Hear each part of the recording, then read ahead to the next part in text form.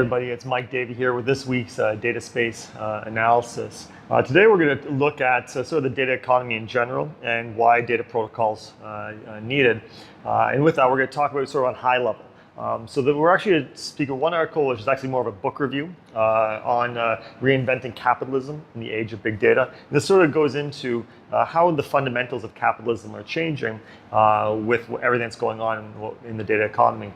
Second, we're going to go a Forbes article from earlier this year, which talks about a lot of the numbers in the industry. And the reason why I'm bringing this up and what I'm going to highlight today is sort of what do I see? When we're looking at these numbers, what are we really looking for, and what as a company can you sort of derive from these charts, and how can that affect your business? So the first thing I'm going to talk about here, so reinventing capitalism in the age of big data. So what this goes into is it's sort of saying how the world is shifting. If you study economics and price scarcity, is that when you're setting prices for products and that, the more scarce the information is, the more you can charge for your products. It's harder as a consumer to really understand what's going on or what the price should be if all of a sudden you take away a lot of the variables. One of the use cases they give in this example is the author's talking about booking hotels, having a family, and they like to look for hotels that have four beds and 2 bedrooms. But when you go online, when you look at the hotel sites, all you see is the price. And so capitalism's always around. All the data points have always gone into to one single variable, the price. And that's how we make decisions. But that's changing now. Is that in the era of big data, is that with the access to more and more information, you can make more and more better decisions. That price is not your only factor anymore. You can start comparing specifications, and so you might actually be looking at better quality products or better quality services and making decisions based on this multi-factor approach, opposed to everything being centered around price itself.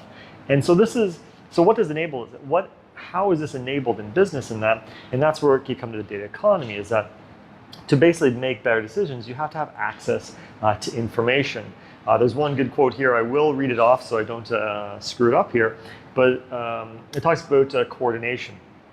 If there is a single crucial thread that has persisted through human history, is the importance of coordination. Coordination allows communities to accomplish tasks that individuals working alone cannot. People can build on one another's strengths and make up for one another's weaknesses. Coordination made possible to the Library of Alexandria, the Great Wall of China, the Suez Canal, and the moon landing. Coordination in turn depends on communication, the exchange of information that allows people to work together. And so how this now gets applied is that when people are businesses and people now get access to more and more information through the sharing of data, through data exchange. And so if you're trying to plan, like behind us, you have Singapore's the port of Singapore. If you're trying to make decisions based on shipping, if you're trying on docking times, on what goes on each ship, on which countries are sending goods to one another, the more information you have, the more access to this data you have, the better decisions you can make. And so we're seeing the world change where you're not just looking at price. You're looking at all the different variables, and as more and more data becomes in the market, companies can make better decisions. And one of the other main points of this article that's really fascinating is that what it's talking about monopolies is that companies try to hoard as much data as they can. And so at companies like Amazon, Facebook, Google, Apple, what they're doing is that they hoard as much information on consumer behavior as possible. And the reason that they do this is to ensure that that basically they have control, and that the competition cannot succeed because they don't have the access to the same information. The more information that Amazon has on its buyers and on the products that are acquired, the better that they can tailor their products to these customers, to their customers, and sort of push away competition. And so this brings us to a data protocol. So why is a data protocol needed? Well, to ensure that these monopolies don't exist, you have to be able to share this data or get access to data across across your competitors or across your partnerships and that.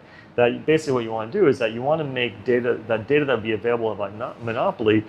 You want the smaller companies or the other firms to be able to get access to the exact same data feeds. And so whereas Apple or Amazon might hoard all this data, if you are a consortium, say you're 100 companies, individually you cannot compete. But as a consortium, if you map your data together to create a new product, you all can now share this information.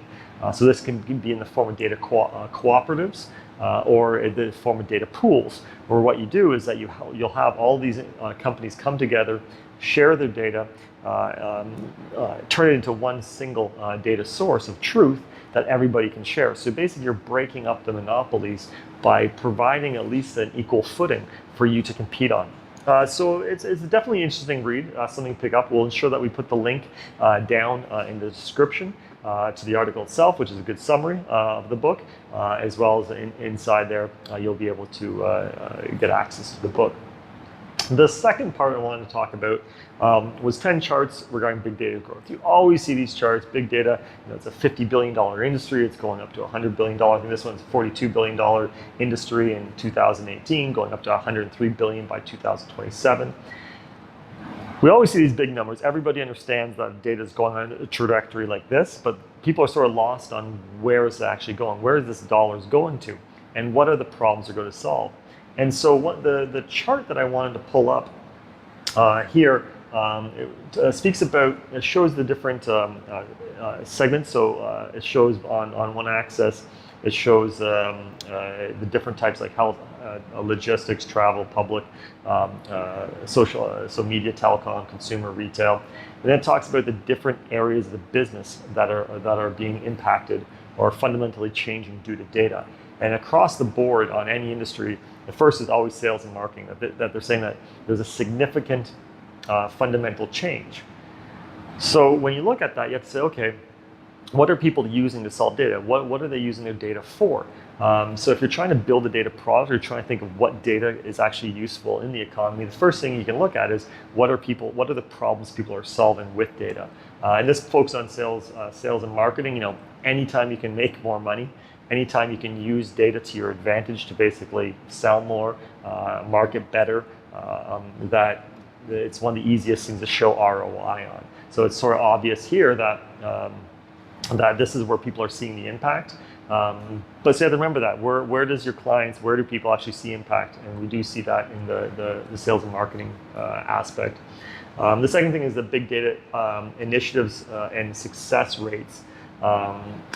This is also good to understand. So if you're trying to go pitch a data product, you're trying to create a data product. So say you understand footfall, how people move through a city, and you're using footfall and you're trying to sell it. So say you're a telco operator like Singtel, Star Harbor, or so forth, that you're trying to sell a data product that gives people access